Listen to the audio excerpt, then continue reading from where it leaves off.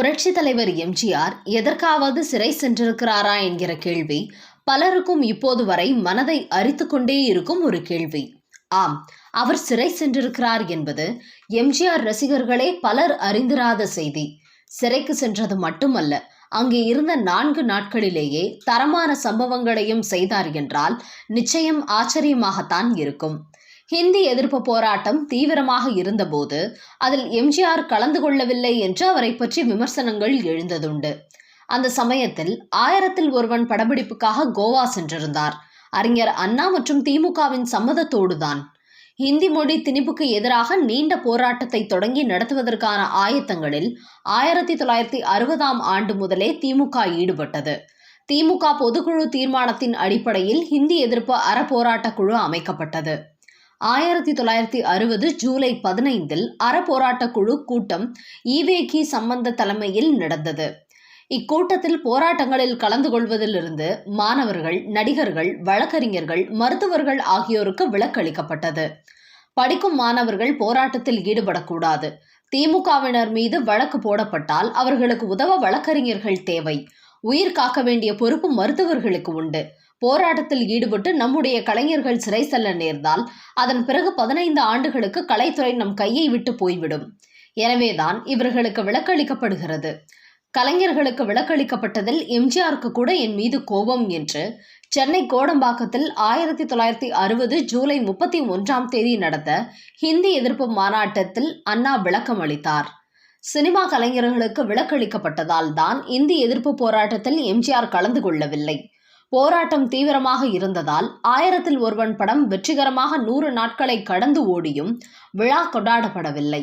நாட்டில் நிலவும் சூழ்நிலை காரணமாக விழா கொண்டாடப்படவில்லை என்று நாளிதழில் விளம்பரம் கொடுக்கப்பட்டது.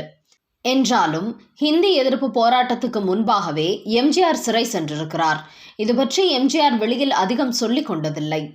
1958ஆம் ஆண்டு ஜனவரி 5ஆம் தேதி அப்போது பிரதமராக இருந்த நேரு சென்னை வந்தபோது அவருக்கு திமுக சார்பில் கருப்பு கொடி காட்ட தீர்மானிக்கப்பட்டது. எம்ஜிஆர் பிக்சர்ஸ் நிறுவனத்தில் நடிகர்களுக்கு உடைகள் தைப்பதற்காக இருந்த தையல் மிஷின்கள் மூலம் இரவு பகலாக கருப்பு கொடி தயாரிக்கும் பணி நடந்தது.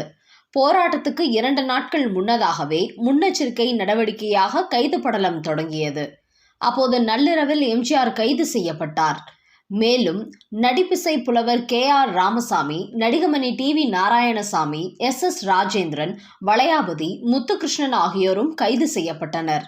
முதலில் எம்ஜிஆரை சைதாப்பேட்டை காவல் நிலையம் கொண்டு சென்று காலையில் சென்னை மத்திய சிறையில் அடைத்தனர். எம்ஜிஆர் 4 நாட்கள் சிறையில் அடைக்கப்பட்டிருந்தார்.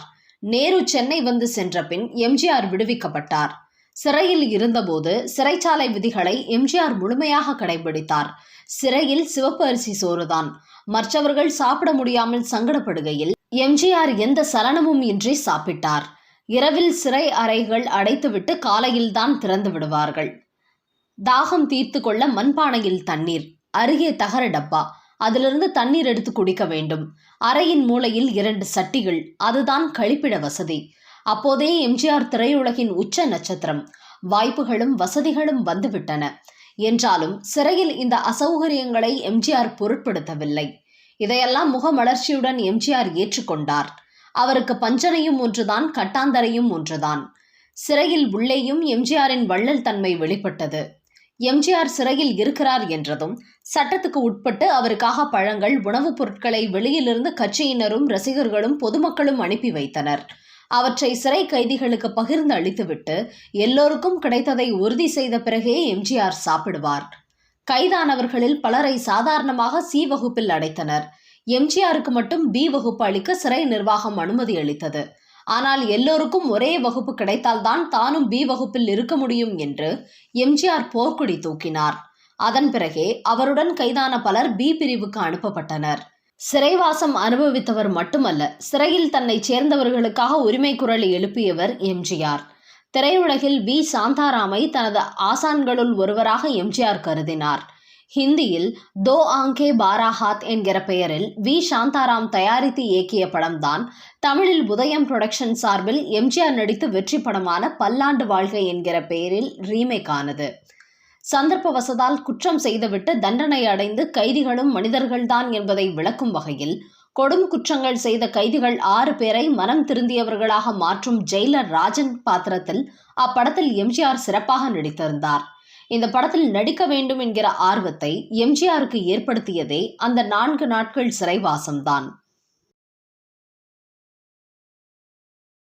இன்று ஏழை மக்களுக்கு ரேஷன் கடைகளில் 1000 ரூபாய் பொங்கல் பரிசு தருகிறார்கள் என்றாலோ, குடும்ப தலைவிக்கு மாதம் 1000 ரூபாய் தருகிறார்கள் என்றாலோ, அது ஏதோ அவர்களது கஷ்டத்துக்கு கொஞ்சம் உதவியாக இருக்கும் என்கிற எண்ணத்தில்தான். ஆனால் நன்றாக சம்பாதிக்கும் வசதியானவர்களுக்கு கூட அந்த 1000 ரூபாயை விட்டு வைக்க மனதில்லாமல் கிடைப்பதை ஏன் விட வேண்டும் என காத்திருந்து பெற்றுக்கொள்கிறார்கள். புரட்சி தலைவர் எம்ஜிஆர் தன்னை தேடி வரும் ஏழை மக்களுக்கு எப்போதுமே தன்னாலான உதவிகளை செய்து கொண்டே இருப்பார். அப்படி ஒரு விசேஷ தினத்தன்று ராமவரம் தோட்டத்தில் எம்ஜிஆரிடம் பண உதவி பெறுவதற்காக மக்கள் கூட்டமாக நின்று கொண்டிருந்தார்கள். அவர்கள் எல்லோருமே ரொம்பவும் ஏழை மக்கள். அந்த கூட்டத்தில் ஒரு நடுத்தர குடும்பத்து பெண் ஒருத்தியும் இருந்தாள். அவள் தன் கழுத்திலும் காதிலும் நகைகள் அணிந்திருந்தாள். எம்ஜிஆர் பணம் கொடுக்க போகிறார் என்று தெரிந்ததும் அந்த பெண்ணுக்கும் பணம் வாங்க வேண்டும் என்கிற ஆசை வந்துவிட்டது. கழுத்திலும் காதிலும் நகையோடு இருந்தால் எம்ஜிஆர் பணம் கொடுப்பாரோ மாட்டாரோ என்று எண்ணி நகைகளையெல்லாம் கழட்டி ஒரு காகிதத்தில் மடித்து பைக்குள் வைத்து கொண்டாள்.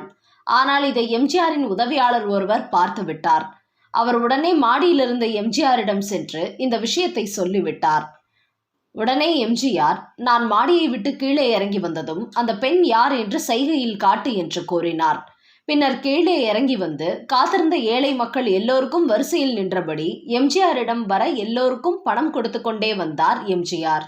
அந்த குறிப்பிட்ட பெண் பக்கத்தில் வந்ததும் உதவியாளர் அந்த பெண்தான் என்று சைகையாலே காட்டினார். அதனைத் தொடர்ந்து அந்த பெண்ணை விட்டுவிட்டு அடுத்து வந்தவர்களுக்கெல்லாம் பணம் கொடுத்து கொண்டே இருந்தார் எம்ஜிஆர். இப்படியே எல்லோருக்கும் கொடுத்து முடித்துவிட்டு கடைசியில் தான் அந்த பெண்ணுக்கு கொடுத்தார். எம்ஜிஆரிடம் ஆர்வமாக கை நீட்டும் போதெல்லாம் அவர் தனக்கு பணம் கொடுக்காமல் விட்டபோதே அந்த பெண்ணுக்கு புரிந்து விட்டதாம். குற்ற உணர்வில் அந்த பெண் நின்று கொண்டிருந்தாள்.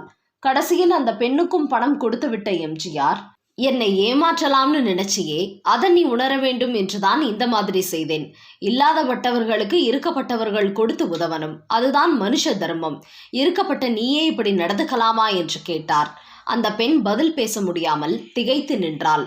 இனிமேல் எங்கேயும் இது போல நடந்துக்காதே என்று அவளிடம் சொல்லிவிட்டு காரில் ஏறி புறப்பட்டார் எம்ஜிஆர். இதற்கு பிறகு எம்ஜிஆர் சொன்ன விஷயம்தான் ஹைலைட்டே.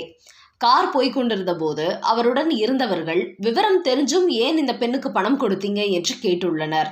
அதற்கு எம்ஜிஆர், நம்மை எதிர்பார்த்து நம்பி வந்த பெண்ணை எப்படி வெறுங்கையோடு அனுப்புவது? இனிமே அந்த மாதிரி நடக்காது என்று நினைக்கிறேன் என்று சொன்னார். அது மட்டுமல்ல, தனது குருநாதர் கலைவாணர் NS கிருஷ்ணன் வீட்டில் நடந்த ஒரு சம்பவத்தையும் அப்போது எம்ஜிஆர் அவர்களிடம் கூறினார்.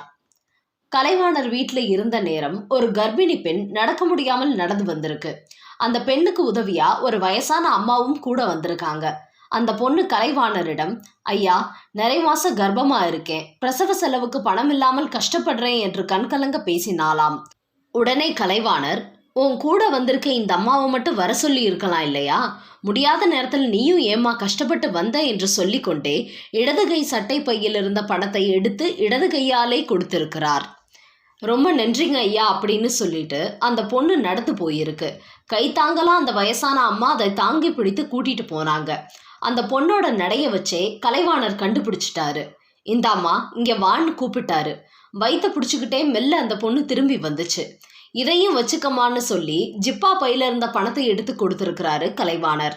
இப்பதான் கொடுத்தீங்களே ஐயா அப்படின்னு அந்த அம்மா தயக்கமா கேட்டிருக்கு.